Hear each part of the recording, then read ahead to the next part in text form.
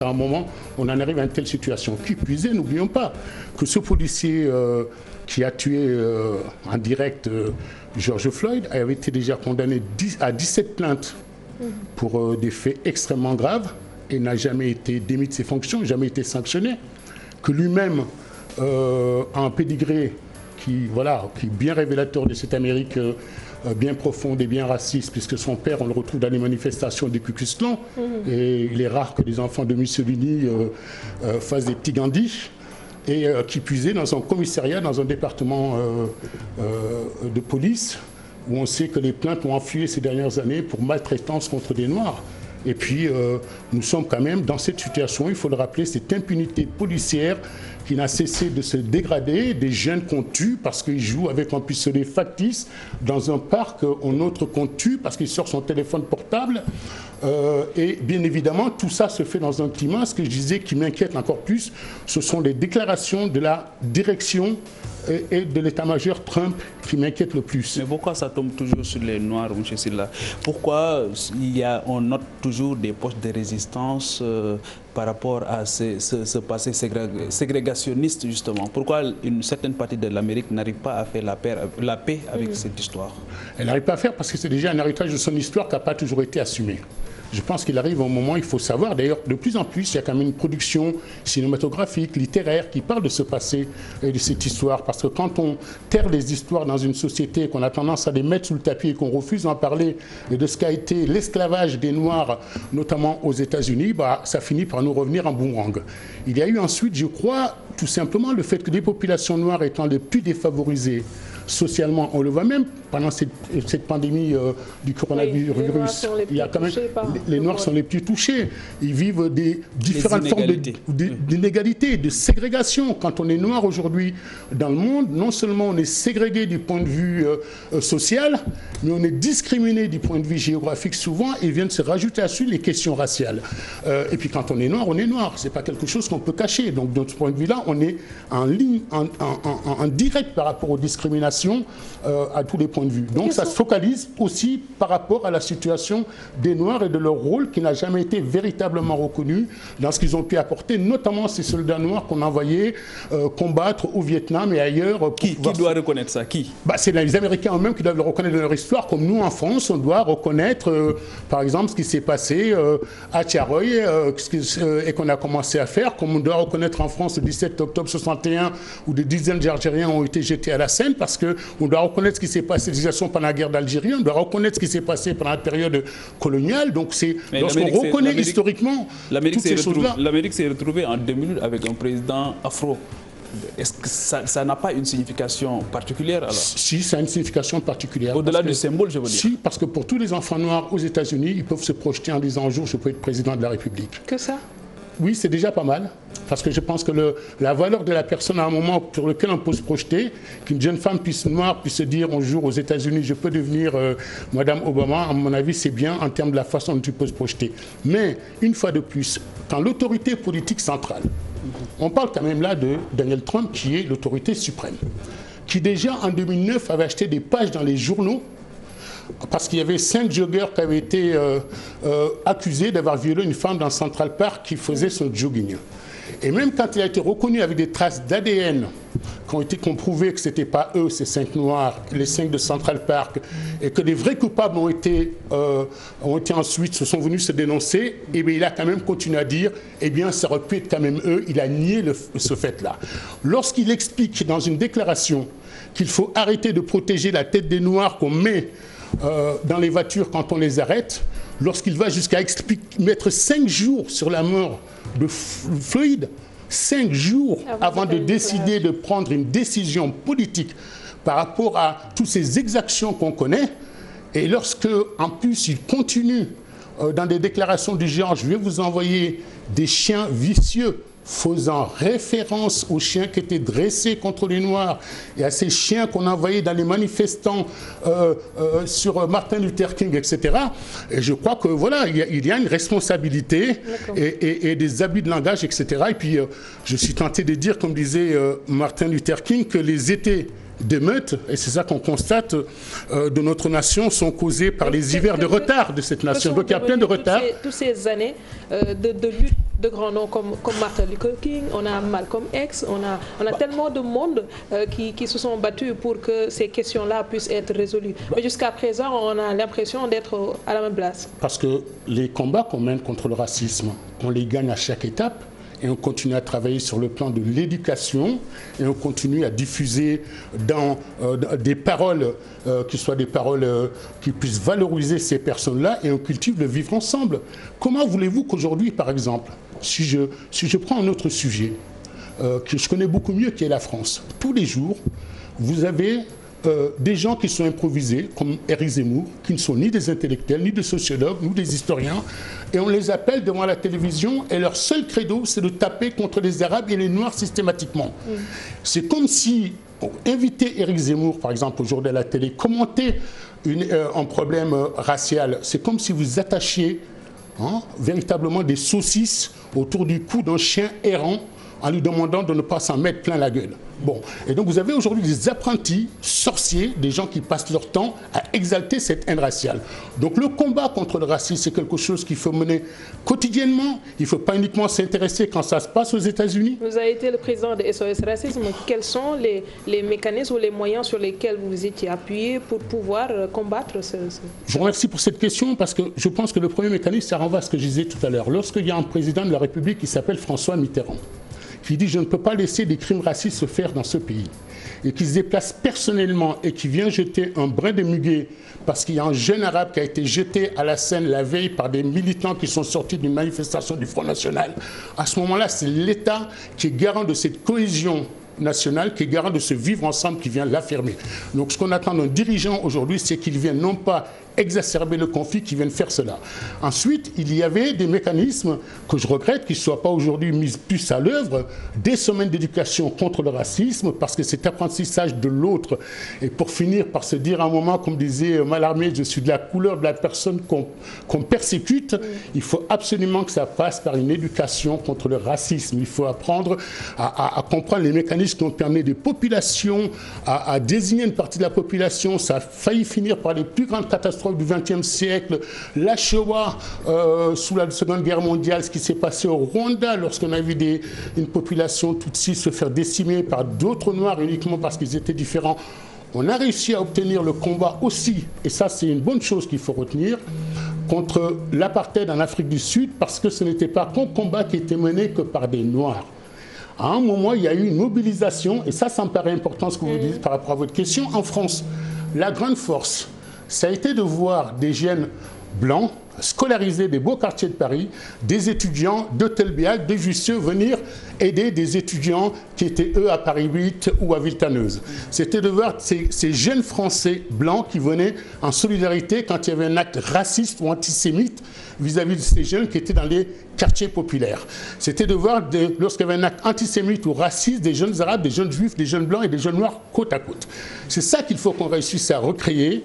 Bon, et je crois que donc de ce point de vue-là, la mobilisation qu'il faut saluer aujourd'hui, que ce soit hier à Paris pour Adama, on a vu une majorité de Français et de Noirs ensemble et faire acte de citoyenneté, voilà, pour demander justice aussi pour Adama Traoré, comme on le voit depuis plusieurs jours aux États-Unis, où on voit tous ces gens qu'on qualifie de façon méprisable d'antifa, mais qui sont aux côtés des personnes qui ont été victimes et qui demandent la justice pour George Floyd, me paraît extrêmement important. Alors on a vu une indignation internationale, on a vu l'Union européenne qui se dit choquée, l'Allemagne qualifie même ces manifestations qui se passent actuellement aux États-Unis de manifestations légitimes. Justin Trudeau a fait la même chose. Quid de l'Afrique et des dirigeants africains?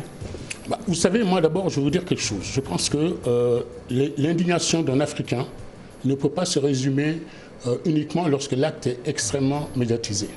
Nous, quand on est africain aujourd'hui, il faut savoir une chose, c'est qu'il y a quelques mois, c'était des ressortissants africains qui étaient maltraités en Afrique du Sud. C'est tous les jours des gens qui sont pris en otage et qui décèdent en traversant dans le désert. Ce sont des gens qui meurent en mer, donc on ne peut pas uniquement intervenir lorsque c'est ultra médiatisé. Où est notre capacité d'indignation? Moi, aujourd'hui, je suis là. Je suis membre du cabinet, donc déjà, le fait d'être là, ça prouve bien qu'il y a des équipes équipes dans les directions des différents pays, essayer de mettre en œuvre les hommes qui sont là chargés des politiques publiques. Et moi, quelque part, quand je suis là aujourd'hui, je suis aussi quelque part porteur dans certains points de ces messages. Ce que je veux relever sur la question de Pape Djibril, c'est qu'il y a eu l'affaire Charlie Hebdo. On a eu des dirigeants africains qui ont même effectué le déplacement pour pouvoir s'indigner de ce qui s'était passé. Sur ce coup-là, on pense à l'Afrique, parce que quand on parle d'un Afro-Américain, forcément, il y a cette fibre raciale qui titille, et qu'on ne puisse pas voir aujourd'hui nos dirigeants africains, les présidents que nous avons se signaler, ou en tout cas donner le ton. Comment cela peut-il s'expliquer? Je comprends bien le parallèle que vous essayez de faire. Mais moi, ce que je vous dis, c'est que c'est sur l'ensemble des exactions dont on est victime. On ne va pas aujourd'hui réduire le fait et uniquement s'indigner et se conforter dans le fait qu'aujourd'hui, l'ensemble de la problématique se pose là-dessus. Aujourd'hui, il y a encore à travers le monde des gens qui au quotidien sont discriminés, et particulièrement des minorités, et beaucoup de noirs parmi ces personnes. On est d'accord, mais oui, la capacité d'indignation de nos chefs d'État. Donc la capacité d'indignation, effectivement, je suis comme vous, j'aimerais qu'il y ait des actions beaucoup plus fortes. Il y a une première action qui était très intéressante en décembre 2017 à Marrakech, où pour la première fois, des chefs d'État se sont retrouvés de 164 pays, où des représentants, et on a voté pour des migrations ordonnées et régulières. Ouais. Il y a des mécanismes aujourd'hui de solidarité qui sont mis en place pour continuer à aider les migrants. Il y a eu toute une série effectivement de pays, et j'aimerais bien que nos chefs d'État les saluent et les accompagnent, lorsque dans cette crise, dans cette pandémie, le Portugal, l'Italie, l'Espagne se mettent à régulariser des sans-papiers. C'est des avancées effectivement qui méritent d'être soutenues. Il appartient effectivement aux dirigeants africains d'accompagner ces pays-là et d'accompagner toutes les personnes qui mènent des politiques qui vont dans le sens d'apaiser les populations issues des immigrations, ou qui luttent efficacement contre le racisme. Mais vraiment, je tiens à dire qu'il ne faut pas que l'expression se résume uniquement et que dans quelques jours, on ait oublié que le rôle d'un chef d'État, c'est dans ses rapports futurs d'un chef d'État africain avec tous les pays européens, de rappeler qu'on ne peut pas accepter que les populations issues de leur pays soient traitées ainsi, et que ce soit de façon constante. Mais pourquoi on ne le sent pas haute et intelligible voix? On ne les sent pas dans ce combat. Aujourd'hui, il y a une indignation internationale. Tous les chefs d'État du monde et les organisations de chefs d'État prennent la parole, mais on ne sent pas les dirigeants africains. Une fois de plus, lorsqu'il y a des dizaines de gens qui meurent dans le désert. Oui, la question que je vous pose à vous, c'est pourquoi à ce moment-là, vous ne posez pas cette question? Mais justement, on le pose. C'est-à-dire que nous, on s'interroge par rapport à la capacité d'indignation. On note même une indignation sélective. Aram l'a dit, on a vu des chefs d'État africains faire le voyage pour aller s'indigner justement par rapport à ce qui s'était passé avec Charlie Hebdo. Mais quand il y a dans la vie, il n'y a pas d'indignation sélective. Mais quand on voit des gens... On n'est pas un jour indigné par rapport parce que ça touche des Blancs, un autre parce que ça touche des Noirs. C'est précisément ça qu'il faut comprendre dans la démarche. Il faut être indigné tout le temps. Mais quand des gens meurent au Lampedusa, pourquoi on ne les voit pas? Quand les gens meurent dans le désert, des jeunes Africains meurent dans le désert. Je suis d'accord pour dire qu'aujourd'hui, non seulement certains devraient réagir beaucoup plus et taper du poing sur la table, mais il faut aussi que de l'autre côté cesse toute une série de discours discriminatoires, de stigmatisation, et que les dirigeants aussi, quand ça les arrange aujourd'hui, par exemple aujourd'hui c'est bien de pouvoir dire on va régulariser des sans-papiers parce qu'on en a besoin, c'est une demande économique qu'on en a besoin, mais au-delà de ça, ces hommes et ces femmes qui sont là et qui sont victimes tous les jours de discrimination, qui ne payent pas leurs impôts parfois, qui payent leur loyer, qui participent à la vie économique, ils ne font pas non plus leur travail. Donc vous voyez bien que cette question-là nous renvoie à une question qui n'est pas uniquement de dire à un moment pourquoi un tel il n'intervient pas. Vous savez, il y avait Malcolm X qui n'est pas connu pourtant pour être quelqu'un de timoré sur ces questions-là, disait au sommet de l'OUA en 1964, je crois que c'était au Caire, il disait nos problèmes et aussi, sont aussi vos problèmes, parce que ce n'est pas un problème de Noirs, ce n'est pas uniquement un problème purement américain, c'est un problème qui interroge toute l'humanité. Et la question de ce problème qui interroge toute l'humanité, ce n'est pas de s'en tenir à obtenir des droits civiques, c'est se réinterroger globalement sur effectivement qu'est-ce qu'on fait pour lutter pour cette question qui a trait aux droits de l'homme. Donc je dis ça pour dire que si on commence nous-mêmes dans notre combat, on y est donné à distinguer les uns et les autres, il faut aujourd'hui un grand plan mondial, comme on l'a fait, comme on le fait pour les COP, comme on le fait pour le pacte mondial pour les migrations, comme on le fait sur le climat, et qui disent aujourd'hui le racisme est une plaie. Il a failli conduire au pire des situations.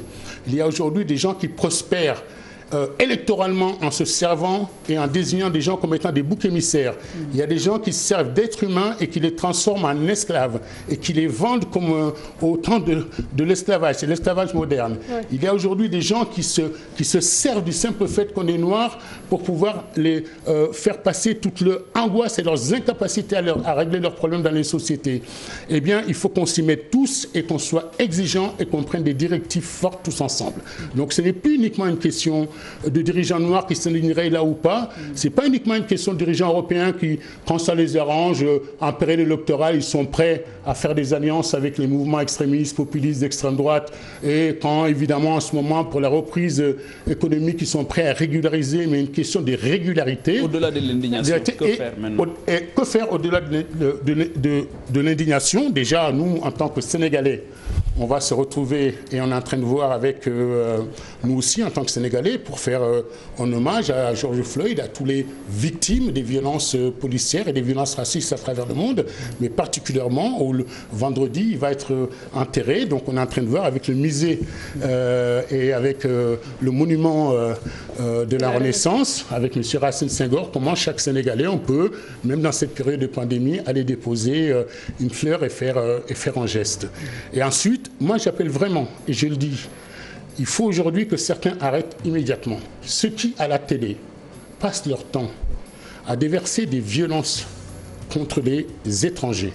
Je l'ai vu encore récemment. Les gens commencent à dire, mais finalement, oh, il faut essayer de voir, mais George Floyd, c'était peut-être pas véritablement, c'est peut-être parti, la vidéo est peut-être mal montée, et peut-être même que c'est parce qu'il aurait des problèmes pathologiques. Je dis, faisons très attention, parce que c'est pas parce que dans le Nord, certains développent, ou dans l'Occident, ce genre de discours contre les Noirs, qui sont à l'abri du fait qu'en Afrique aussi, un jour, des gens finissent par développer aussi ce genre de discours.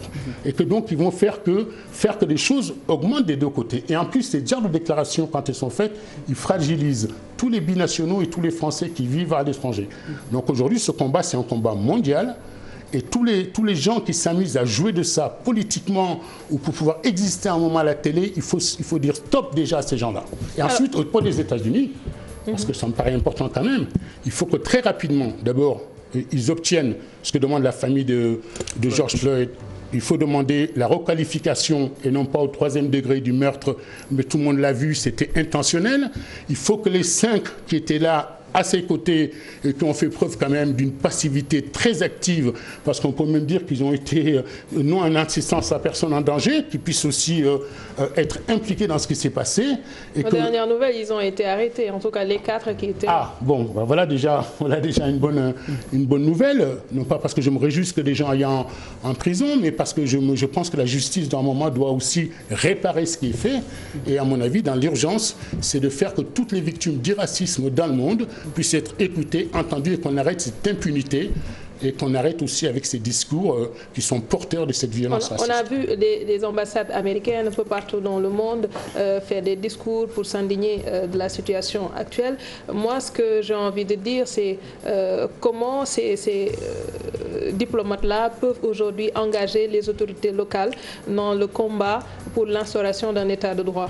Oui, je suis d'accord. Je pense qu'il y a, après, il y a un autre volet, et qui rejoint d'ailleurs ce que vous disiez tout à l'heure. Je pense que le rôle d'un chef d'État africain... Assez légitime pour pouvoir faire cela. Je suis d'accord. Je pense que le rôle d'un chef d'État, au-delà de devoir s'indigner, etc., doit aussi aujourd'hui mener une offensive diplomatique, comme je le disais tout à l'heure, non seulement pour protéger ces populations, mais aussi quelque part pouvoir conseiller une administration qui doit quand même gérer, l'administration américaine, près de 40 millions de Noirs, dont on sait qu'il y a une grande impunité, dont on sait qu'il y a beaucoup de discrimination et de ségrégation, doit pouvoir lui conseiller et l'orienter. Et un pays comme le nôtre, quelque part, on est assez bien, équilibré sur ces questions-là. On a des réflexions, on a des intellectuels, on a y compris beaucoup de Sénégalais qui sont illustrés sur la question des droits de l'homme. Je pense à Sidiki Kaba, qui est ministre aujourd'hui, qui était le patron de la FIDH. Je pense à l'ancien patron d'Amnesty International, qui était aussi Sané, qui était aussi un Sénégalais.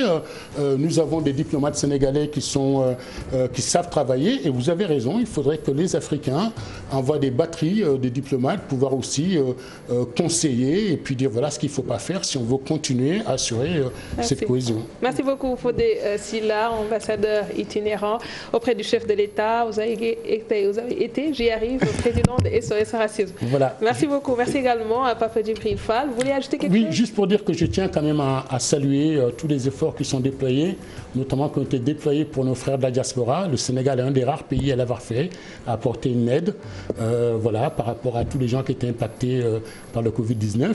Et dire aussi que j'ai lu ce matin une interview très intéressante du porte-parole de Y'en a marre, qui dit aussi des choses très intéressantes sur comment l'après-Covid, on pourrait faire que, évidemment, la société civile joue un rôle plus important. Voilà ce que je tenais à dire. Et puis, on se retrouve tous, évidemment, vendredi, Inch'Allah, au Monument de la Renaissance. Merci à vous. Merci bien. On se donne rendez-vous demain à la même heure. Passez d'excellents moments en compagnie dans le programme. Good.